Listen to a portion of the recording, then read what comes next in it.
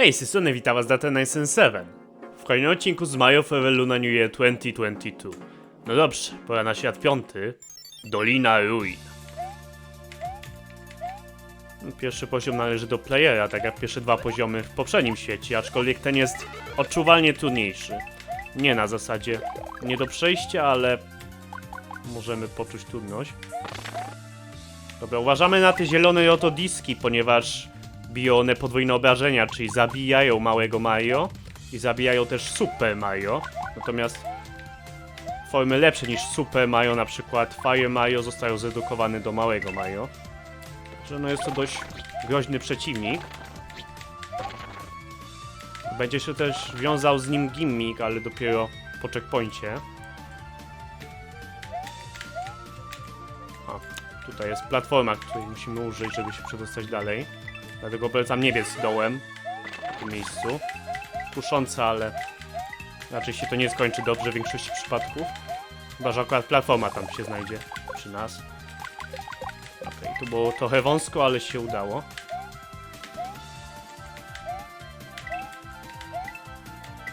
No i typowy skok z platformy, która spada. Ale będzie jeszcze trudniejsze to później.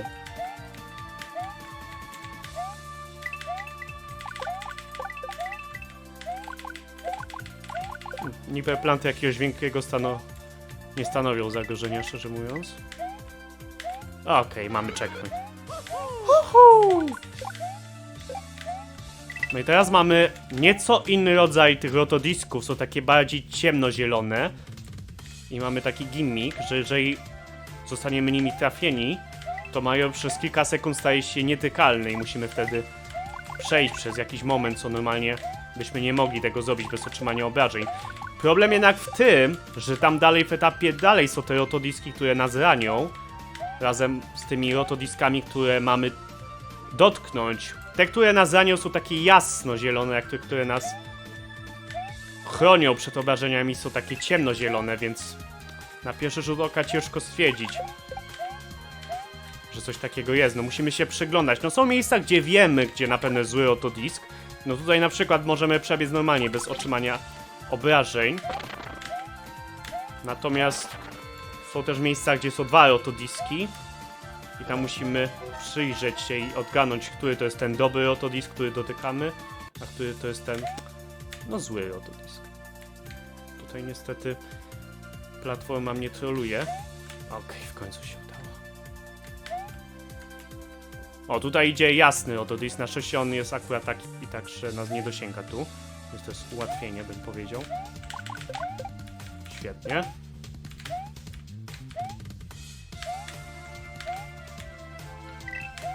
O! Jeszcze na sam koniec mamy taki skok. Jeżeli mamy z nim problemy, to polecam dotrzeć jako Fire Mario, dać się trafić zielonemu rotodiskowi i zedukować się do małego Mario. I wtedy przeskoczyć. Powinno być trochę łatwiej jako mały Mario się tam zmieścić. Kolejny jest poziom The Mario Variable.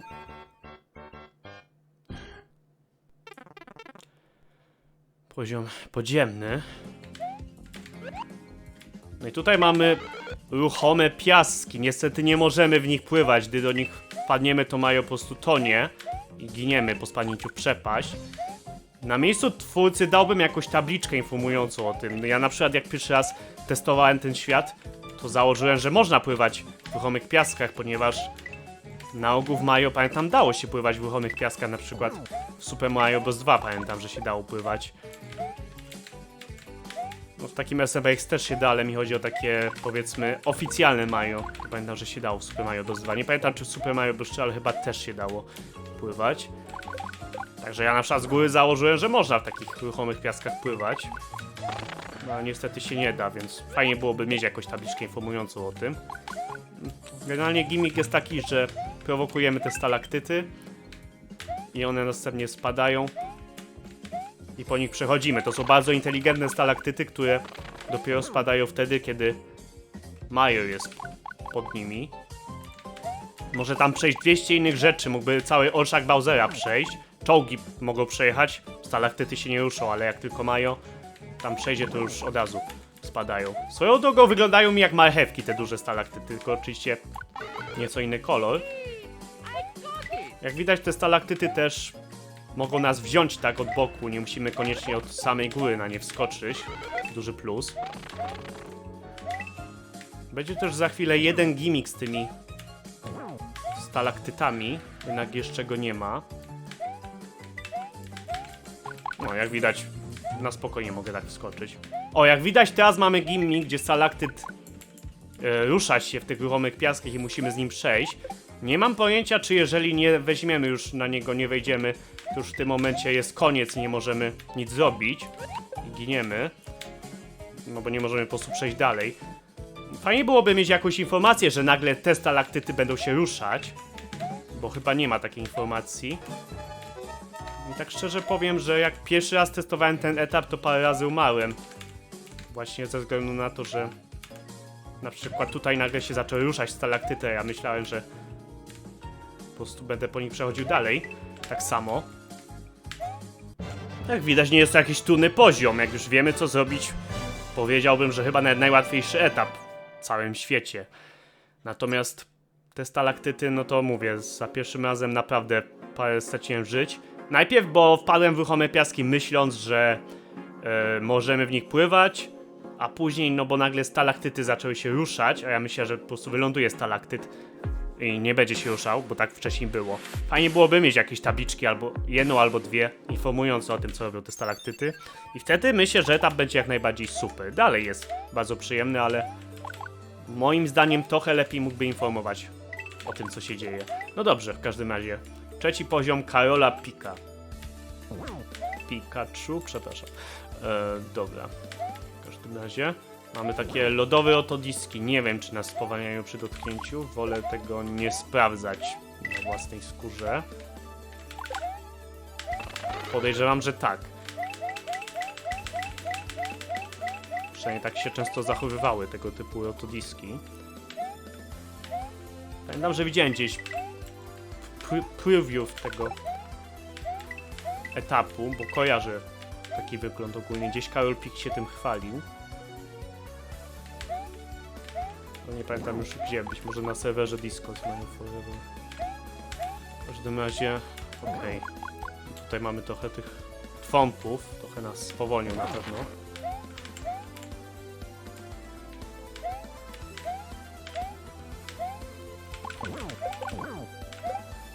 I tutaj one-up. Dziękuję bardzo. No tych one-upów strasznie dużo nie ma jak na razie, natomiast z tego co pamiętam w ostatnim poziomie, czyli w zamku, to będzie czwarty poziom, nie ma piątego tym razem. Będzie sporo one-upów, także miło.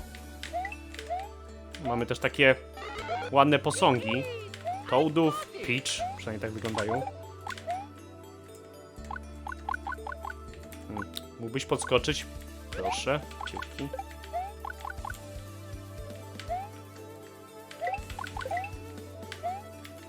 Dobra. O! Tu chyba muszę uważać, ponieważ te lodowe roślinki mogą zamrozić monety i te monety wtedy będą traktowane jako bloki. Może się okazać, że nie mogę przebiec, bo mnie zablokuje taki blok i spadnę.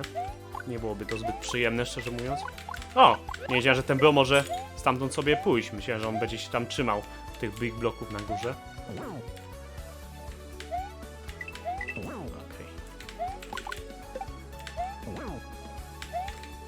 Jakoś się udało tu przecisnąć. Czasu nie mamy sporo. No tym razem nie ma jak Space Travel, że zbieramy wszystkie monety w poziomie, żeby coś odblokować. Ale i tak czasu nie ma dużo. Kurde, no bitwa na śnieżki by była, tylko ja nie mam Ice Flowera niestety. A szkoda, w sumie fajnie byłoby mieć tu Ice Flowera. To byłoby idealnie właśnie, wojna na śnieżki. Nie wiem jak tutaj przejść bez otrzymania obrażeń, musiałbym chwilę tutaj posiedzieć, pomyśleć nad tym, ale no nie ma za dużo czasu, żeby to zrobić.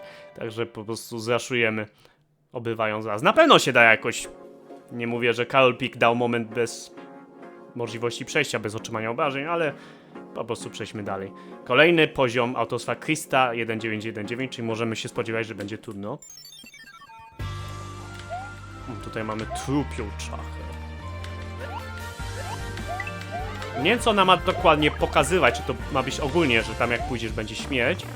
Natomiast wydaje mi się, że te Ice Fireball cię mogą zabić natychmiast. A i zapomniałem wziąć one-upa, bodajże był tam one-up na początku, ale dobra, nawet jak raz nie wziąłem, to się nic nie dzieje, myślę, ponieważ będą i tak później one-upy przy checkpointach, więc nawet jak tutaj stacyjnego jedno życie, nic się nie stanie, myślę. No, mamy dużo czasu, jak widać. Oczywiście te kolumny są tylko dla ozdoby. Aczkolwiek są dość wyraziste, więc mogą nas zmylić, myślę, za pierwszym razem.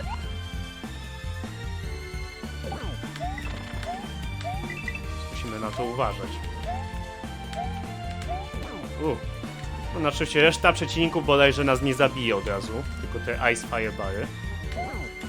Chyba o to chodziło z tą tabliczką pokazującą trupka, że to nas zabije od razu. Ale nie jest to tak aż tak oczywiste, myślę. O, tutaj na przykład wygląda, jakbyśmy mogli na to wskoczyć, ale nie. Mamy zagadkę logiczną, można tak to chyba nazwać. Musimy jakoś zbejtować tego trąba. O.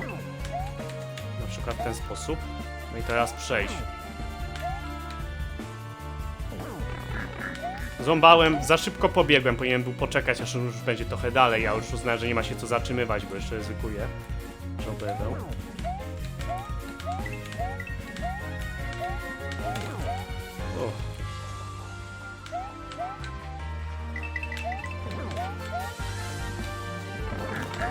Tutaj to ja nie wiem, co chciałem zrobić.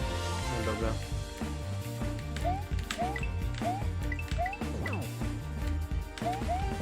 No, jako mały Mario będzie łatwiej niby. Aczkolwiek...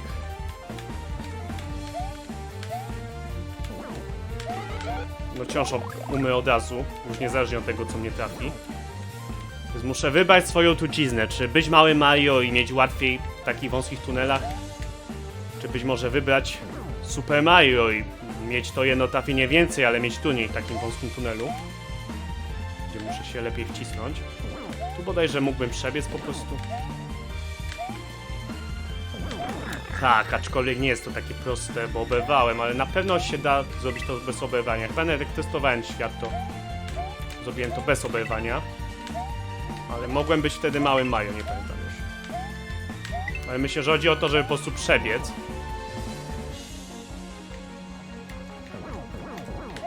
Okej, no tutaj jest taka kolumna właśnie, co nam się może zdawać, że...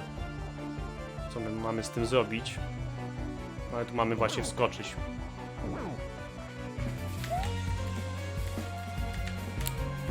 Jest mi ciężko stwierdzić. Dobra. Raczej dołem nie zejdę, co? Okej, wolałem tak, bo miałem wrażenie, że Mario się nie zmieści.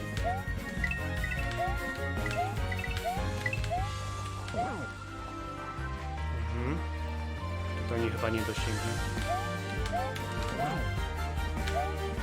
Uff. Dobra. Pierwsza część za nami. Tu bodajże będzie one-up. Świetnie. To było trudne, ale teraz będzie jeszcze trudniej, z tego co pamiętam. O, mamy gąsienicę, klasyk. No jak widać, jest ona oblodzona, no i tak, ślizgamy się po niej, dlatego polecam podskakiwać po niej, nie biegać tylko. Ponieważ jak biegamy, no to ślizgamy się i może być trudniej unikać. No i niestety musimy teraz nadążyć za gąsienicą, ale mamy jeszcze Ice Fireball, które nas zabijają od razu. Plus jest natomiast taki, że mamy właściwie nieskończoność żyć, jeśli tylko postanowimy je podnieść. Także jest to duży plus moim zdaniem. No niestety chyba w odróżnieniu od na przykład świata 15 Mistrza to nie jest tutaj, że jakoś jest idealnie zsynchronizowane, że niezależnie od tego, kiedy pójdziesz, to zawsze jest tak samo ustawienie tych Ice Fireballów. Także musimy uważać. Przynajmniej miałem takie wrażenie, jak testowałem, że czasami są szybsze. Znaczy szybsze, czasami są inaczej ustawione zupełnie. No i teraz dalej mamy gimmick z twąpami, tym razem jednak nie mamy czasu na zastanowienie. Musimy działać szybko, bo inaczej po prostu nie zdążymy. Gąsienica na nas nie poczeka przecież. I tutaj... Nasza przy tym miejscu czasami musiałem przejść tak, czasami tak.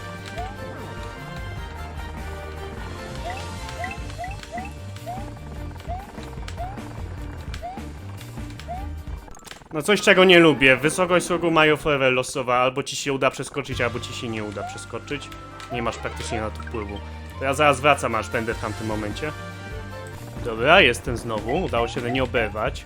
W tamtym momencie z Fompem, co wtedy oberwałem, no to wydaje mi się, że lepiej poczekać, zamiast od razu skakać tam między Fompa a Firebara, bo później będzie ciężko, jak Fomp się podnosi, a ty jesteś jeszcze przy tym Firebaru. No tu bodajże tyle, ta gąsienica już nie wraca. Dobra. Teraz mam nadzieję, że mi się nie zbaguje gra. Tak, dobrze, jak testowałem właśnie ten świat, to tutaj nagle jak przeszedłem przez tamtą rurę, to gra się zbagowała i już nic się nie działo. Jak przeszedłem przez rurę, nie ładowała się ta sekcja, w której jestem teraz, nie leciał czas w ogóle, nic się nie działo. I to był jakiś błąd i się okazuje, że jak pobrałem wersję 1.0, jak tylko wyszła, to była jeszcze jedna wersja 1.0, która została wydana wkrótce potem, gdzie był naprawiony ten błąd, ale nie wiedziałem, że nawet jest taka wersja. Pytałem się host LPK i mi powiedział, że jest właśnie inna wersja. Tylko po prostu wydał poprawkę i nazwał ją tak samo, 1.0. Więc nie wiedziałem po prostu, że było jeszcze coś poprawione. No nic się nie dzieje. Tylko niestety oznacza to, że nie testowałem bossa za bardzo. No, te kule ognia myślałem, że mnie zranił, ale nie, to jest po prostu płomyczki. I tutaj widzę, zamrożony czas jest. Mamy muzykę z Megamena. I będzie walka. Wiem, że jest właśnie Bowser mający ataki bossów z Megamena, ale po prostu nie walczy nigdy bezpośrednio. Aha, czyli on tu skacze, tak? O, tutaj jest atak Ringmana z Megamena 4. Atak Wavemana zgaduję z Megamena 5. Bombman z Megamena 1. Tutaj pewnie Babuman z Megamena 2. O, sam siebie rzucił bombę, powinno mu to bić z 5 obrażeń. O. Niektóre te ataki są dość proste, ale niektóre mogą być trudniejsze. Aha, tu wystarczy nie ruszać się po prostu. To jest trudne, ponieważ w momencie, w którym ja to unikam, to on zaczyna już biegać.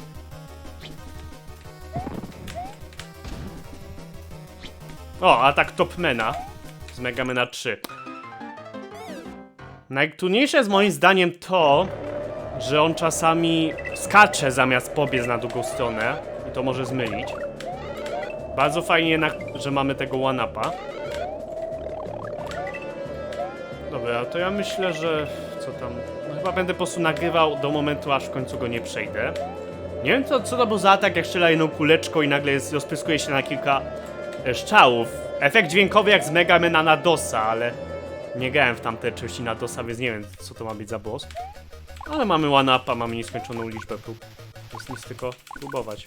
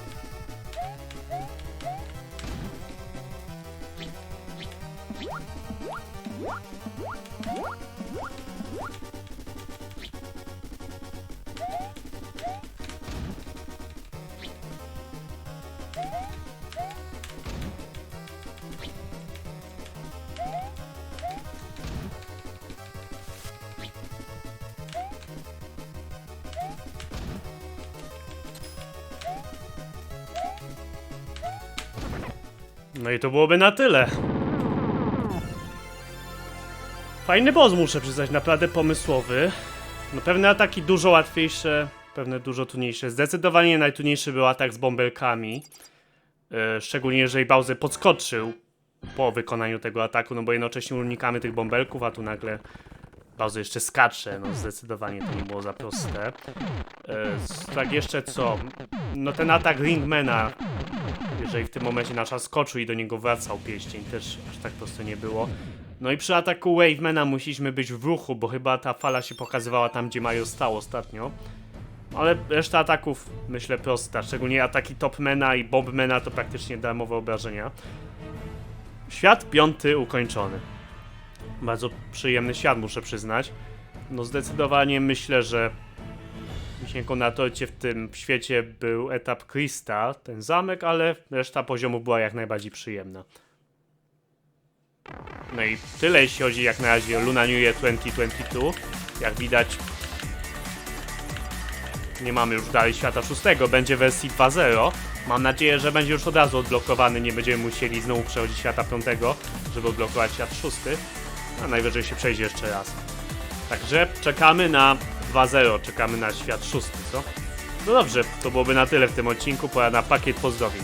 Pozdrawiam te osoby: Pola Kurczaba, Wojta Zadosa, Domagałe, David Trail 22, Nurevi Filperson, Vito Play Games, Mink Mario The Hedgehog, Pancake PS, Nelson X, Sinczycza, Bez Nazwy, Żubotny i Pomidor, Cross Gaming, Piotr Hardów, Junior Game YouTube, Nichoła, X Gamer, X Granatyczny Nazista, Kupszyl, Makienko Kawanacie, Kowalski 11, Bartek ADMX, Blacky Battle Fire, Play Yoshi Fortin, Ja26, Szymeczek PM, Mikołaj Giezda, Nodres Muslimsy, Jalapeno, Tomek 839, Badak Zanek 06, Pusta, Mulch, Mario Forever, Toksyczny Jebaka, Captain Adam Zyś, Master Cat, Caloryfer, Mario, High Sierra, Fox, Zosia, Zewnik 11, XT, Walker 678, Filip Polska i Wsiek, Bandax, Minecraft, BWM, Kenzo.